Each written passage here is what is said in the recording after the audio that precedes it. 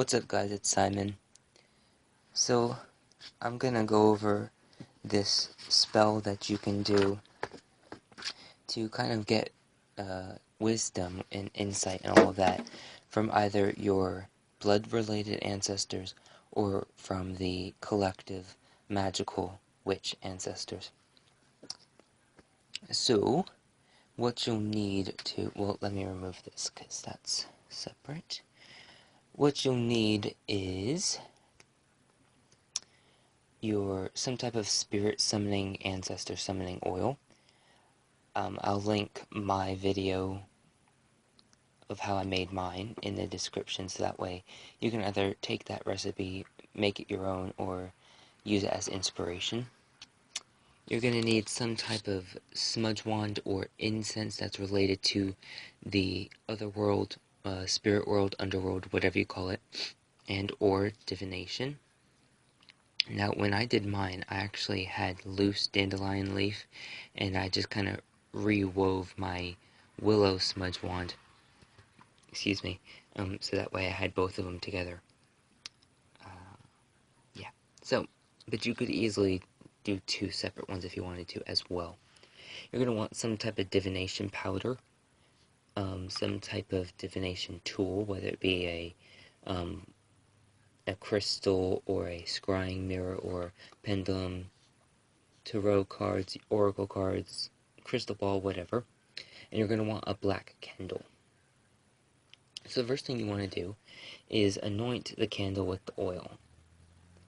Anoint it as you see fit, whether that means towards you, away from you, or just like rubbing it around the candle.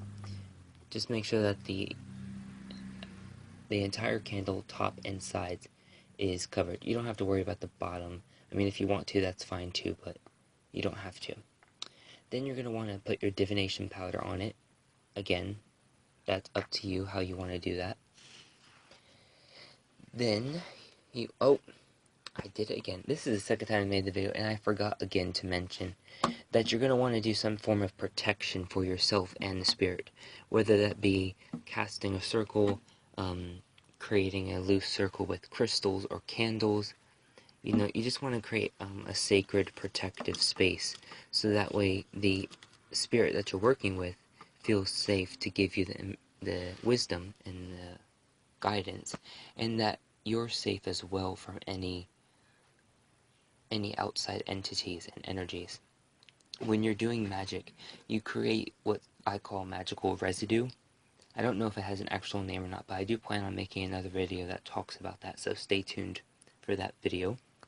So after you've done your circle or whatever protective means you're doing, and you dress the candle, light the smudge wand, incense, or whatever, you want to take a drop of the oil and rub it clockwise. And as you're doing this, you're going to say this incantation.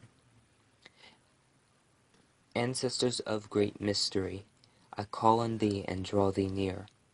Be thee of the family tree, let thy wisdom be ever clear. Now, as I'm assuming you've probably been able to tell, that this was to contact your blood-related ancestors. The only thing you need to do differently is have some type of witchy, old-school ancestor token, talisman, charm, whatever you want to call it, whatever you have available to use. That's what you want to use. You can wear it if you want to, and just use the pentacle and you don't have one. You can inscribe it on your candle. You can even go do the pentacle or the pentagram on your device with when you're rubbing in the oil, if you're using a crystal or the mirror. You could create the pentacle with incense or a smudge wand. The pentacle would be probably the easiest and the most universal thing to use. If I was doing the witch ancestors, I would use my ancestor pentacle. This was made in honor and inspired by the pentacles of old, so it has that old school look to it, and it has been charged and consecrated and blessed and tapped into the energies of the old ones. So you would do the same thing as with your blood ancestors, only incorporating that one thing, whether it be inscribed on the candle or the created through the oil or the smudge wander incense.